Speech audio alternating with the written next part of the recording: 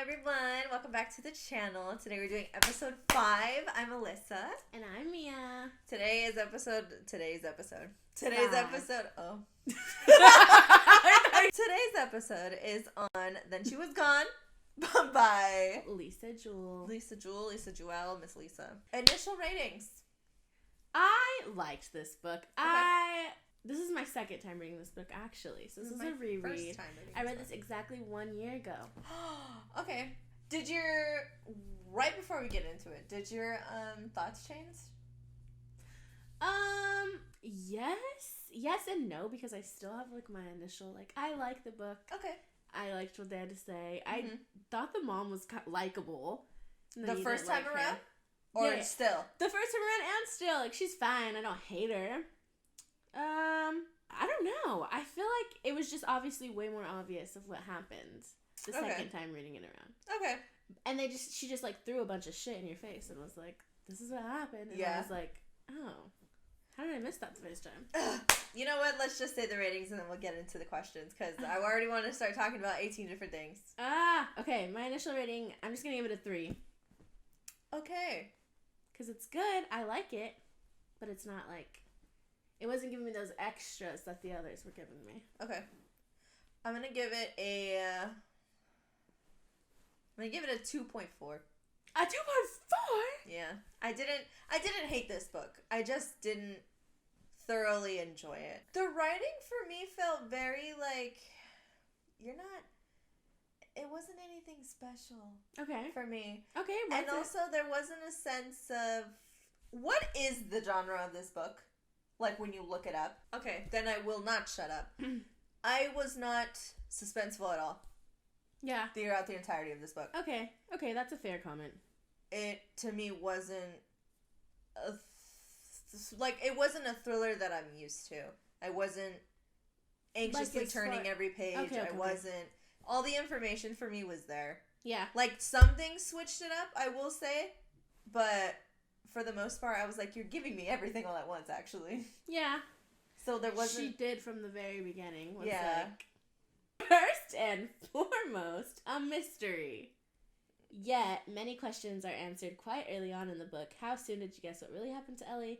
And if you did it affect your enjoyment of the book? You answer this one first, obvious. Yeah. I mean, it answered it. I feel like nothing was left for the reader to decide. Right when she introduced the tutor, I was like, it's this bitch.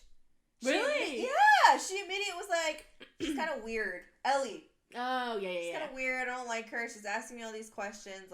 And immediately I was like, it's this bitch. Yeah, she stole her. I don't know. I'm just thinking because I liked the book. Mm-hmm. When I read it, I was like, okay. After she was because she was, from the beginning, obviously, oh, she's weird, I don't like her, she's asking me weird-ass questions.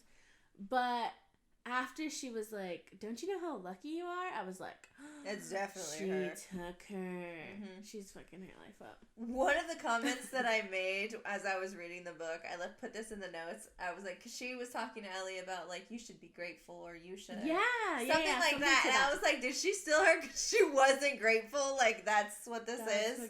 But that's not what it was. What if at the end she was just appreciate things, bitch? Let it go. Oh my god. That would be fucked up, but That'd be kind of funny though. She was like, my mind automatically turns it into a skit though, so that's why it's not funny. I mean, that's why it's that's funny. That's why it is funny. No. I'm sorry. No what? No what? No, Your Honor.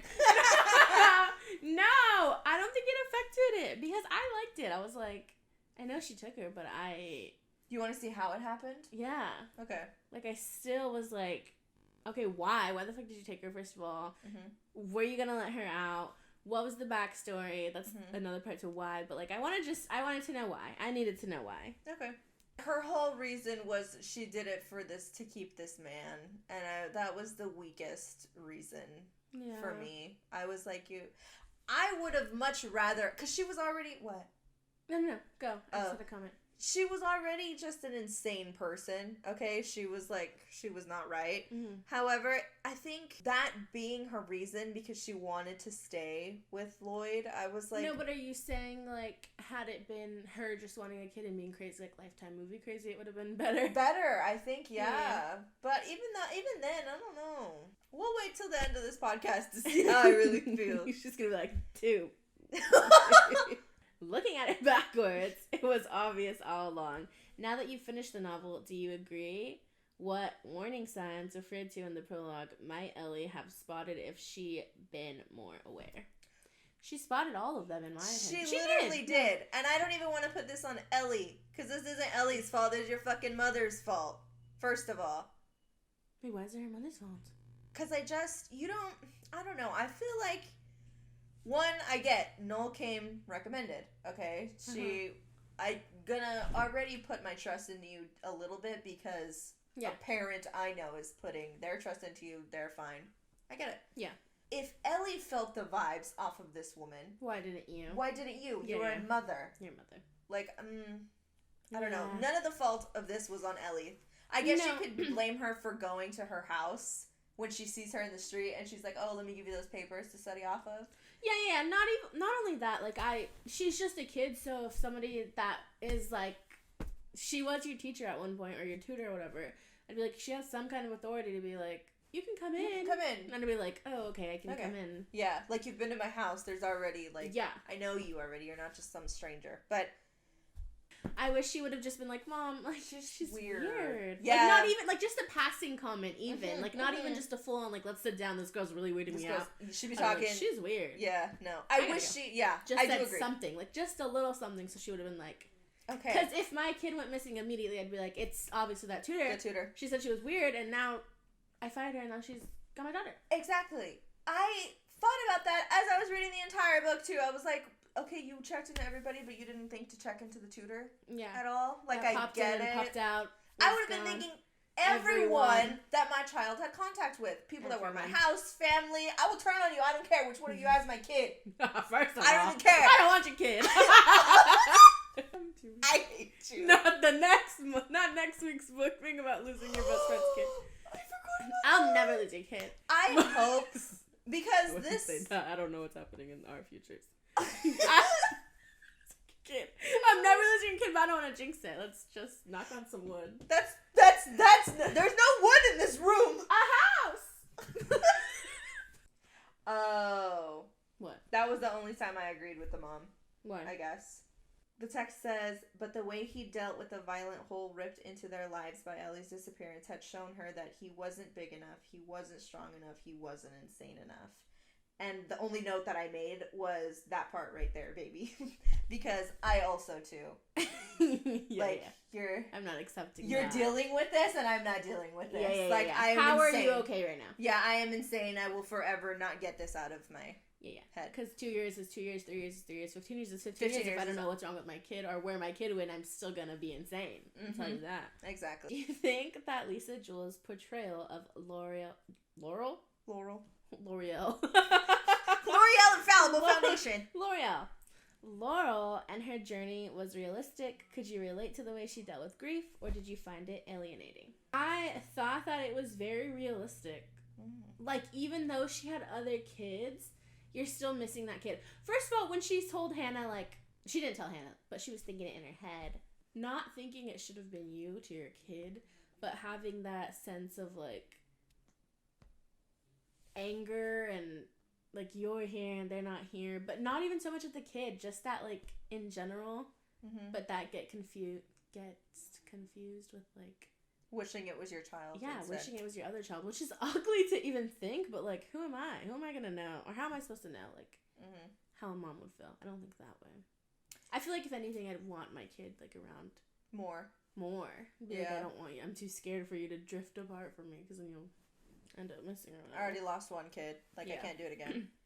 I understand. I understood the way that she dealt with her grief and everything. I, however, did not agree with her and a majority of the choices that she made. For me, she very much, when she found this man at first, I was like, oh, good for her. Like, she's finally moving on. whatever.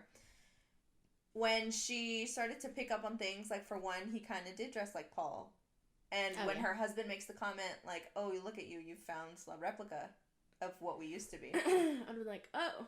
I was more so, I called it way before he said that, but at the same time, I was like, if somebody is telling you this, like, please open your eyes a little bit. Like, to me, it just felt she was very not even looking to move forward. I just felt her entire thing subconsciously was getting Ellie back. Yeah. Like, finding a substitute for her, not necessarily her. And even before she knew everything, she found this kid that looked exactly like her and, like, did things that she did. It was just that I didn't agree with a lot of her choices. I don't know. She was a very not likable character for me. I don't know. I just feel like her choices were her choices, and they were shitty ones. But she, like, stuck to it, and that's who she was from the beginning. So it's kind of just like, there's this mom, and her fucking kid's missing, and she's sad about it, and she could give two fucks about her other kids, you know? Okay.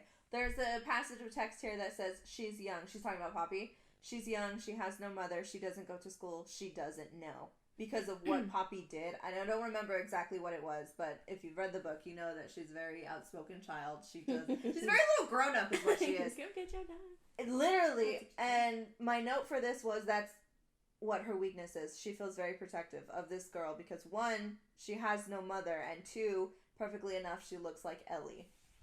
So that's kind of what it was for me. I don't even know what my initial thought was, honestly. I just thought, like, it was a good book. It was a good, cute little... It wasn't even a cute little book. It was just, like, fast. You knew what happened. It's over. That's actually... that little mystery. I feel like there was no mystery for me, though. It's just a quick little read. It's not so much like I'm going to sit down, I'm going to read a little bit of it, then I'm going to read a little bit. Like, you can finish this in one little afternoon, and you're like, okay, I know what happened. I feel like it could have been shorter than it actually even was, because the ending for me dragged on quite a bit. Okay. What was your impression of Poppy when she was first introduced? Did that change over the course of the book, and if so, how? You want to go? Go ahead. She was just a silly little girl. I just, honestly, like, she just knew what she wanted to say, and she knew she wanted to say it too, and she was just like, I'm smarter than other kids, so I'm not gonna... And that's just what it is. Yeah. Like, yeah. She's like, I am who I am. Literally. When there's a scene when, I'm pretty sure it's when Laurel first meets Poppy, and they're in the kitchen all together at Floyd's house, and she's, like, grilling her with questions, like, all kinds of questions. And throughout as she's talking to her, Laurel keeps looking at Floyd, like, are you gonna say something? Are you, like, gonna jump in to tell her enough is enough, you know? And she didn't. And he's just looking at her with, like, yeah. Like, answer them. Like, I think she even says that, I think he's looking to see how far I can take this, like, how far I'll let her ask questions. And it was funny to me because, like, part of me was like, this is just a child asking questions. Like, they never know when to stop. But it also was, like, it painted Floyd for me in a very cynical way. Because I thought he was going to be more of a terrible person than he actually was. So did I. I thought he was going to be, like, I thought he was the one that took Ellie. Let's jot that down. Yeah, I thought it was both of them together. Like, they schemed to take Ellie. They did it. As soon as, that's actually what my first theory was, because as soon as he was introduced, I was like, is this man? This man took her. Yeah. Because I was like, there's no, like, all of a sudden, like, the mom can't just be happy all of a sudden. And then the kid looks just like Ellie, so I was like, this man took her. Yeah. I thought they were gonna do the whole, like, he's the one that took Ellie and had the baby with her. Like, that's why I was like, oh my god, this man, like, she's literally dating the man that took her kid. Yeah. And, like, this is their child. That's why I was like, this is even crazier. Yeah. No, but then he ended up being not that bad of a person, I feel. He ended up not even being a bad person, because when he found out, then he was like, boom, murder on accident. Yeah. You're a crazy bitch, you gotta go to the doctor, the cops. The cops? And the doctor, I killed you. You gotta go to the doctor so they can fix that. They gotta bring you back to life. They gotta resuscitate you. I don't even think he was a bad guy. And I didn't even hate him. Like, I didn't want him to run away. No, I didn't. No, I felt both of them, both Poppy and... Can we talk about that, actually? He just left her. No, not even. Oh. Laurel, first of all, how he told Poppy the night before Christmas everything about her actual life. I would have been like, Literally. What's happening here? And then... He going so fucking fast? No, literally. And then when Laurel tells Poppy about what actually happened to Floyd, like he killed himself because he was guilty, I wouldn't have told her that. They want to keep all this other things from her, and the only other thing being that her mom was insane and he killed her. But, like, you want to tell her everything else, might as well tell her that too, shit. Here's all the information. Literally treating her like an adult. Exactly. God bless. God they bless. just left it to her, this little 9-year-old that carries herself like an adult, dresses like an adult, all these things. But I wish they would have been like, okay, I get it, but also she's not an adult. Like, stop. Know when to stop feeding your child information. Yeah, she doesn't need to know all of it, baby. Jesus Christ. She doesn't need to know every little detail. My God. Then She Was Gone is divided into 6 parts. Why do you think Lisa structured this book this way? How would you categorize each section, and which makes it distinct from other parts of the book? I'm trying to think. I don't even know why she did either. Or, like, why I would think she did either. Because it's just, like, part 1, why? part 2. Because it's still going back and forth in the part 1, and then it's still going back and forth in the part 2. It's going back and forth in all of them. It's all from different points of view. At that point, just chapter them. I don't know. Don't ask me that. It's a flop, Lisa. Oh my God! I liked it. So it's a flop. I loved it. I liked it. I didn't really like it that much. I'm sorry. I liked Floyd. I thought he shouldn't have killed himself. Oh yeah, I did. Oh, that too, where he was like. I mean, I guess you could say he was an evil person for keeping this information from her for so long. But imagine being him. Let me play devil's advocate for a man. Imagine being. No, I'd be like, okay, wait, I slept with this girl, oopie. She said she got pregnant. I don't even like her. She's having the baby. The baby's the perfect baby, and she's evil. I accidentally killed her. Turn on the show. Bam! Found out she kidnapped her. Well, I mean, he didn't find out right there. Like, the news didn't tell him that. He clicked it. He had to. The news. We know who killed her. I don't even blame him for all of that happening to him. I don't, like... I mean, he sure can pick him, I guess, but, like... He likes to have fun, so I like I mean, for the fact that he didn't tell Laurel right away... How am I gonna? Like, this is your How am I gonna? What I was saying was, I guess you could paint him, like, as evil for that, as not telling her immediately. Yeah. But he did end up really liking her and, like, falling in love with her. Which is shitty, because, like, I have a secret. Not even ill intent, though. He really didn't. He was like, I want to tell her. But I like her. And if I do that, it'll ruin this. I maybe just had a silly little crush. Yeah, I was also, like... Poor Floyd. I think one of these things is a little more important than your little crush. Because, like, she deserves to know. No, I would have just been quiet. I'm like, we could raise this baby. Just kidding. I wouldn't have. I would have had to tell her, obviously. Okay. Oh, because this is when SJ, I don't know, they have that whole fight about how she's dating her instructor at the school. Or she's messing around with her instructor. Okay, so this says, Laurel looks away from Floyd and toward the hallway. SJ is brittle like Hannah, but Hannah never cries. Sometimes Hannah looks like she might cry, but her eyes stay dry, and the opportunity to touch her, to hold her, to nurture her eludes Laurel. So it is some long untapped maternal longing that sends her out of the kitchen and into the hall where she is. And the comment I made here was, I feel like she wants to be a better mother this time around and is literally trying to give herself a sense of true purpose again and to feel something, even if it means ignoring the red flags and her true feelings, because at this point she was starting to find certain things that were weird here and there, like weird coincidences here and there, and then this happened. And I was angry because you want to do all this now, you have this untapped maternal whatever inside you, but you couldn't do it for your children. The one child, the one girl that you still have at home. You want to do it right now. And that is why you have the relationship that you have with Hannah. You're going to love the next question, bestie. Give it to me. Question number 6. For much of the book, Laurel and her daughter Hannah have a fraught? How the fuck do you... A-U-G-H-T? Who knows? Okay. Yeah, for real odd. A fraught relationship. I'm going to reread the question. Okay, go ahead. For much of the book, Laurel and her daughter Hannah have a fraught relationship, as Laurel fails to let go of unfavorable comparisons between Hannah and Ellie. Do you think it's normal to have a favorite child? How should parents handle these feelings if they arise? I guess parents have favorite children. You could tell whose parents have favorite children. You could tell. Yeah, I feel like... Yeah. But, I mean, I don't have any children, so I can't tell you if I do have one. Yeah, but they're not... It's not... I don't think it's normal, and I think you should definitely handle them if they arise. I think you got to spend time with your other child, maybe find something they like that you could also like. Mm-hmm.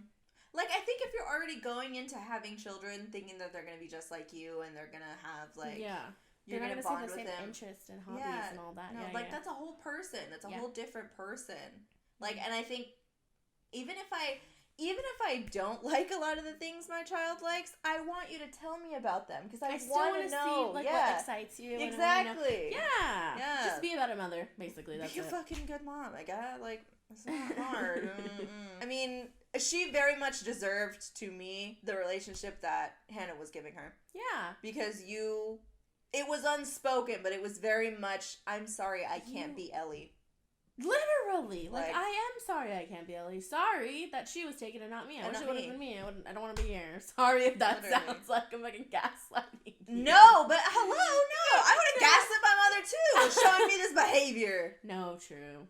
Yeah, and it's not so much like, oh, Ellie's just a troubled person because her sister went missing or whatever. Like, she had a really good relationship with her brother and her dad, so... Literally! Yeah, I still have half my family. I just don't talk to my mom.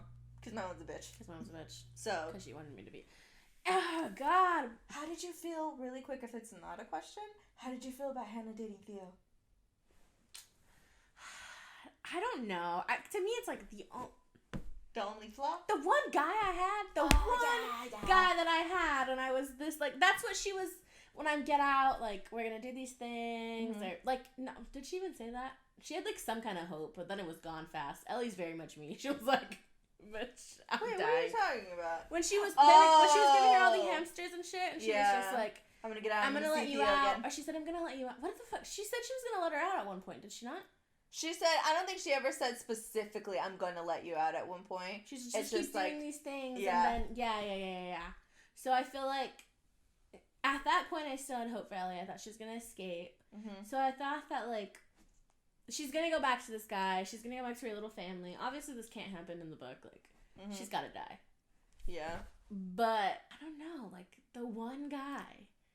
I think me as a sister, I couldn't do it. I wouldn't be able to. Yeah. Even if we're both grieving, like, I still am going to be like, yeah, that's my sister, and you were the one. You think that's why they ended up being together? It's because we were both grieving over the same thing. Yeah. And we just kind of found solace in each other. Yeah. But I wouldn't. Definitely. Oh, God, that would hurt me too much to be able to do that. No, yeah. I'd be like, I can't. Because every time I look at you, I'm going to think of Ellie. Yeah. Like, I can't do that. Yeah. You know, and part of me was also... I'm me saying that, but as I was reading the book and the mom was like, when the mom finds out that it was her, or that it's Theo that she's seeing, she's like, she doesn't call her a bitch, but she was like, are you fucking kidding me? Like, of all the men in the world, and it's Theo. Like, I get it, but also part of me was mad at the mom for even saying that. For being mad, yeah. Yeah, because I was like, she's been dead for however many years, let her. So, let her live. Like, and it was also because I wanted happiness for Hannah, too. Yeah, but she could have found it with anyone else. That's my issue. But fair. I just don't like the mom. That's why. You just wanted to fight her. Yeah, I just wanted to fight her. So, Laura, and she was stupid. The only likable person in this book is Ellie. That's it. And Poppy. I like Poppy. I like Poppy. She's a silly little girl. she's a silly little girl. She's funny. You want to comment on that today?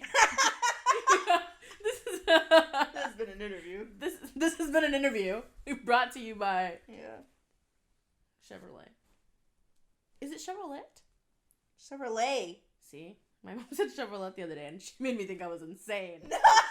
I was like, it's Chevrolet? Where did she get Chevrolet She don't know. She don't know. I was like, it's Chevrolet. Throughout the novel, Laura has moments in which she feels something is not quite right, but often writes it off as paranoia. As a result of losing her daughter, have you ever written off your own concerns? How can you distinguish between when you're being pessimistic and when you should trust your intuition? Honestly, I don't know, because I feel like I would just think I was being crazy and paranoid and shit too. I'd be like, I've been searching for my daughter for so long, and every, like, opportunity I get, I'm gonna look for her. Like, investigate? Yeah. Okay, yeah. So the one time I meet a guy and he makes me happy, I don't want to just immediately be like, I have to dig into everything into his life because it just makes sense to me. Yeah. So I feel like I'd be like, I'm just crazy. I gotta relax. For me, I think I just am I listen a lot to my intuition. Even if I don't act on it immediately, I take it very hard into consideration. So I think part of me would have been like, there is something wrong here. Yeah, like too many things are popping up. Oh, yeah. Right. After a while, she was really just, those red flags could have been the only thing she saw. Like, her eyes were just filled with red, and she still would have been like, it can't possibly be. So, I mean. It can't possibly be. Right, so But he's still, When Blue calls her and tell her, that was actually very misleading for me. When she calls her and tells her that he's such a dark aura, like this, and that. That's what I thought. He was crazy. Yeah, I was like, oh my god, did they just confirm it? Yeah. It was him? Like, he's actually, like, insane? Yeah. But no. He's just guy had a crush that got... No, he just got fucked up, had a crush, was gonna do the right thing, then he got a crush, then he got fucked up again, then he killed himself. I feel like he didn't... He was just the victim. She was kind of wrong. Because he wasn't, like... He was a victim! He was a victim, yeah. He was literally a victim. He's like, what the fuck's happening here? There are 4 different perspectives shown in the book, but only Noel and Floyd's narration are in the first person. Why do you think Lisa chose to write their chapters in the first person, directly addressing other characters, while Laurel and Ellie's chapters were told through third person? I don't know. I'm gonna be all quite honest. Like, I didn't... First of all, when she wrote Knowles like that, I, for some reason, thought she was alive still. Like, she wasn't dead. Yeah, like she was just out there hiding somewhere. Yeah. So, I don't know why she did that. I don't know. I feel like you did get a, tiny bit more information from there. Obviously, you got more information from their perspective. But you mean, more so into look as why they did the things they did? Not even a why. Just, this is who I am. These are the things. These are the thoughts I'm having. Okay, yeah. You know? I'm crazy. And Floyd is just having fun. I don't know. Okay, so Floyd and Noelle's characters are both. What is it best there? It's nothing even serious. Floyd and Knowles are both characters with some obsessive tendencies. Oh. What other similarities do they share, and in what ways are they different? Were you able to sympathize with either or both of them? Fuck Noel. And I like Floyd. I think he should not have killed himself. No, I don't think he should have killed himself. I think he was also, maybe when it says he has a little obsessive personalities, I will say he did get crazy with the dressing like Paul thing. When he was doing all that. I was like, okay, he's doing a little much. Dial it back a little bit, yeah. And then I was slightly uncomfortable at some points with the way he paid so much attention to Poppy. And not in a fatherly kind of way. It was just admiring her. Yeah. And I didn't like that. I didn't like that. That's why part of me too also thought that he was going to be the main bad guy in all this. Yeah. But even then, it wasn't even so much just, I don't know. I was just he just really fucking loves his daughter. I guess. I don't know. Something about it didn't sit right with me. Because now that I'm saying it, it does remind me of the way that Noel was obsessed with Ellie after the first bit. In chapters from Ellie's perspective, she repeatedly brings up the subject of blame, thinking of all the moments that led to what happened to her and what she should have done differently, or what others could have done differently to save her. As you read, did you find yourself blaming the characters for the unforeseen consequences of the choices they made? If so, which situations? I still blame her mom. That's it. I don't blame anyone.